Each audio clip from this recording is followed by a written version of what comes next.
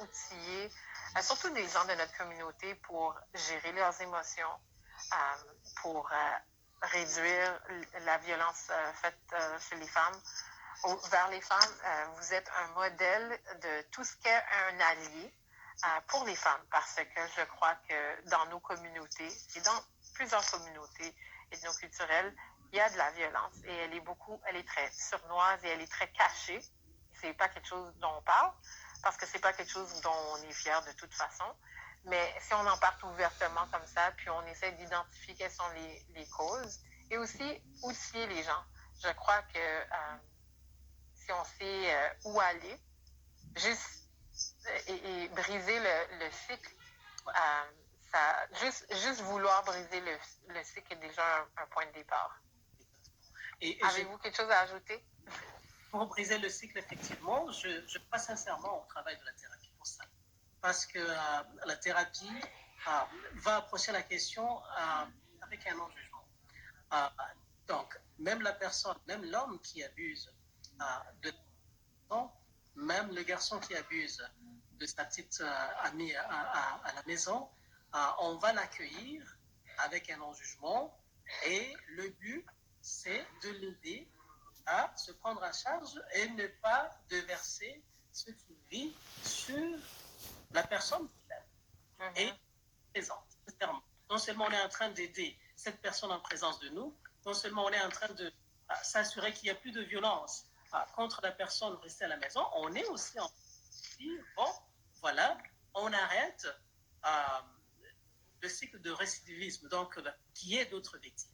Et si la personne qui commet de la violence arrête de le faire, évidemment, arrête de la source. Et pour moi, c'est une façon assez efficace pour lutter contre la violence faite aux femmes. Il y a tellement de commentaires, je ne sais même pas où commencer. Il y a une autre question. Que souhaiterait-il pour éliminer la violence conjugale? Ça, c'est une des questions.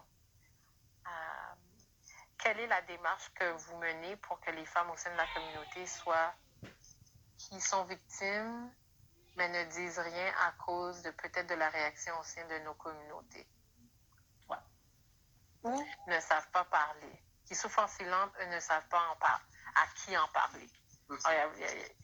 C'est plusieurs questions. D'un côté, je parlais de la stigmatisation de la personne qui commet de la violence, mais il y a beaucoup de stigmatisation chez la victime aussi. Et on peut se dire, oui, effectivement, il y a des femmes qui sont en silence parce que se prononcer, se présenter comme ayant été victime de la violence pourrait attirer de la... Comment tu t'es mis dans ces situations? C'est souvent comment tu t'es mise dans cette situation. Donc le blâme est encore à la... Alors à ce niveau, la première chose à faire, c'est un travail intérieur. Oui, le message qu'on reçoit de l'extérieur renvoie la foudre, nous renvoie le blâme, et de fois on intériorise ça. On va intérioriser ça. Donc si la femme fait un travail intérieur, un travail sur soi, dans le sens de dire, bon, je peux faire la part des choses. C'est une chose de dire, peut-être d'insulter ou peut-être de provoquer la colère de quelqu'un, et une autre chose de mériter à ce que cette personne nous fasse du mal physiquement ou psychologiquement. Faire une erreur, peut-être, mais cette erreur ne mérite pas une violence.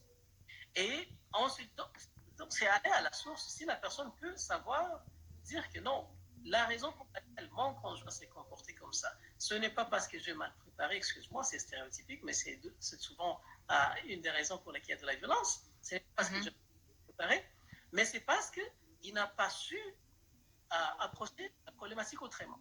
C'est parce qu'il n'a pas su aborder la question autrement.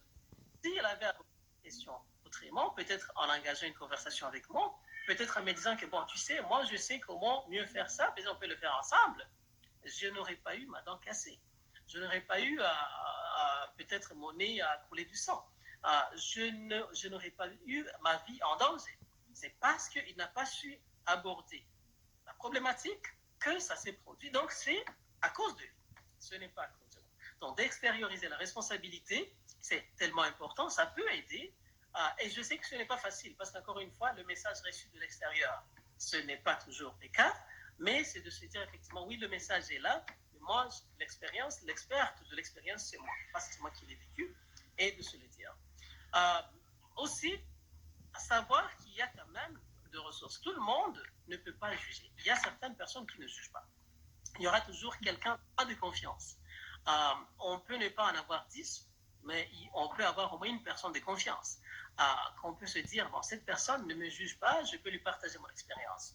Déjà, dès que ça devient une expérience partagée, ce n'est plus un secret, parce que la violence, parmi les terrains fertiles, c'est le secret, le monde secret. Quand on est dans un secret, la violence se perpétue très très bien. Alors, lorsqu'on brise ce secret avec quelqu'un à qui on fait confiance, c'est déjà un bon premier pas. Mais aussi, c'est de savoir ce qu'il y a autour de nous. On peut avoir des personnes de confiance, peut-être un ami, peut-être un frère, une soeur, mais aussi on peut avoir des professionnels qui sont quand même liés par un secret professionnel, qui sont liés par entre le non-jugement, un ensemble de valeurs qui doivent démontrer. Et donc, de faire un appel à un professionnel, ça peut aussi aider, et ça se fait dans l'anonymat, ça peut se faire dans l'anonymat, ça peut se faire dans la confidentialité, et ça aide la personne en tout cas à ne plus porter le fardeau seul et partager ce fardeau avec d'autres personnes. Alors, je crois que là, le mot qui serait là à dire, bon oui, identifier quelqu'un de confiance, donc il y a confiance, et savoir que bon, aussi longtemps que le secret demeure, le champ est fertile pour la revictimisation. Wow. T'as donné beaucoup de, comme on dirait en anglais, excusez-moi pour l'anglicisme, de knowledge. Je crois la violence faite aux femmes, c'est quelque chose qui va, je souhaite, disparaisse. Mais de plus en plus qu'on est sensibilisé et aussi qu'on devient un allié pour des amis qui le vivent ou qu'on brise le silence, c'est comme ça, comme tu as dit, c'est déjà un premier pas. Et ton travail est définitivement exceptionnel pour nous permettre d'en parler.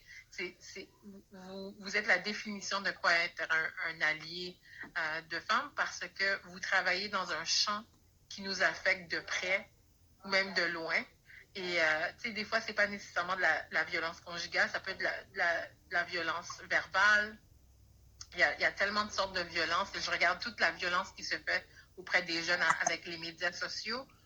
On a parlé, une des finalistes a été victimisée, elle, et ça s'est propagé sur les médias sociaux. Alors, la violence se fait avec les nombreuses plateformes que nous avons